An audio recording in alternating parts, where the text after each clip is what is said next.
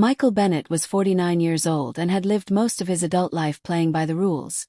Work hard, stay respectful, and never assume too much when it came to women.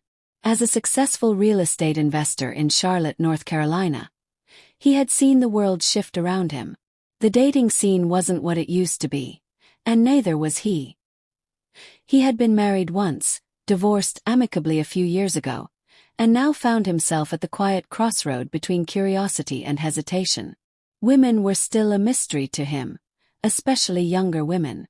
That changed one summer evening when he was invited to a networking event hosted by a friend in downtown Charlotte. It wasn't anything too formal, just drinks, live music, and a mix of entrepreneurs, artists, and professionals of all ages.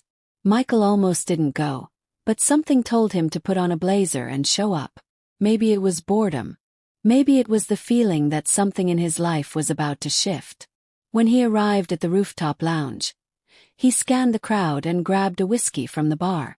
The sun was setting, casting a warm golden hue across the skyline. That's when he noticed her, Samantha Cooper.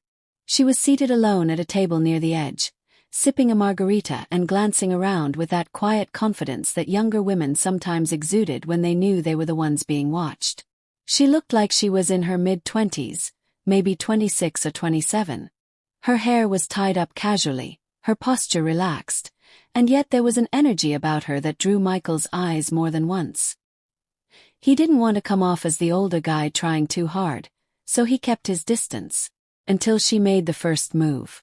Samantha stood up with her drink, walked across the space, and stopped right next to him. "Is this seat taken?" she asked with a slight smirk, pointing at the bar stool beside him. Michael chuckled. "Not anymore." They exchanged pleasantries, where they were from, what they did, how they ended up at this random rooftop mixer. Samantha mentioned she was a freelance graphic designer and worked remotely, which gave her the freedom to move around. Michael admitted he spent more time dealing with contracts than anything else these days. They laughed about generational differences, music, movies, even dating apps. The conversation flowed with ease, and yet something lingered in the air, unspoken but felt. As the night grew darker and the music louder, Michael noticed subtle things. The way Samantha would lean in just slightly when she spoke.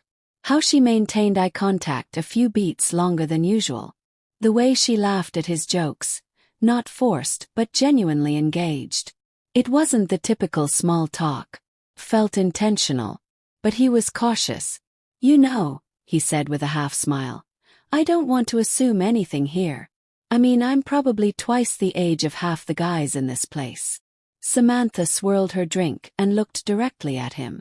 "That's exactly why I came over. Most of them wouldn't know what to do with a real conversation. You do." That sentence alone cracked open something in him. It wasn't about age anymore. It was about presence. About awareness. And at that moment, Michael started noticing more signals. Samantha touched her hair often during their talk, an unconscious signal of flirtation. She asked him deep questions. What he feared, what he desired, what he'd do if money wasn't an issue. Questions that showed investment, interest. She even teased him playfully, challenging some of his viewpoints but in a way that invited more connection, not division. And then there was the moment she brushed his hand with hers while reaching for her drink. It wasn't accidental. It was a subtle green light. Still he hesitated. Was he misreading this?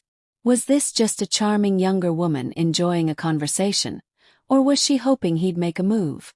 As the party started thinning out, Samantha asked, "Do you want to go somewhere quieter?" Michael raised an eyebrow. "Like where?" "There's a 24-hour diner down the block," she said. "Best coffee and pecan pie in the city. We could talk more, if you're up for it." That invitation wasn't about pie. That was her way of creating more space. She was giving him the opportunity to take the lead. It wasn't aggressive, and it wasn't desperate. It was intentional. It was her saying, "I'm here, I'm open, and I'm waiting for you to move." They walked to the diner together. At the booth, under cheap neon lighting and the clatter of dishes, the conversation got deeper. Samantha talked about her past relationships and how maturity had become a major factor in what she now looked for. Most guys my age are stuck on games. I'm not here for games, Michael finally asked. So why me? She looked at him without blinking. Because you listen. Because you think before you speak. Because you're not trying to impress me. You're just real. Those words were like a quiet validation. Everything he thought might be awkward about their age gap wasn't awkward at all. It was the very thing that drew her in. He walked her to her car later that night. They didn't kiss. But they didn't have to. She stood close, looked up at him and said, "Call me tomorrow?" He did. And over the next few weeks, their bond grew. Michael became more attuned to the ways younger women, like Samantha, signaled interest. It wasn't always in loud declarations or direct invitations. Sometimes it was in the softness of their attention, the way they created space for the man to step into, the way they lingered in conversation or made themselves available without pressure. It's in the subtle pauses, the repeated questions, the invitations to share something deeper. When a younger woman is truly interested, she won't chase in a traditional sense. She'll open a door, give you a look, start a conversation that lingers in your mind. She's not trying to control the narrative. She's waiting for you to take the next step. Michael learned to read the cues. Not to overthink them but to respect them. He discovered that being an older man wasn't a disadvantage. It was his edge. His calm, his self-awareness, his ability to move with certainty instead of impulse, that was magnetic. 6 months after that rooftop mixer, Michael and Samantha were still together.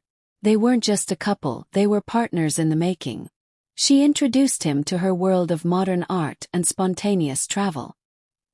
He grounded her with his wisdom and steady presence. One evening, as they cooked dinner together in his apartment, Samantha leaned against the counter and said, "You know what I like about us?" Michael looked over from the stove. "What's that?" "You saw me.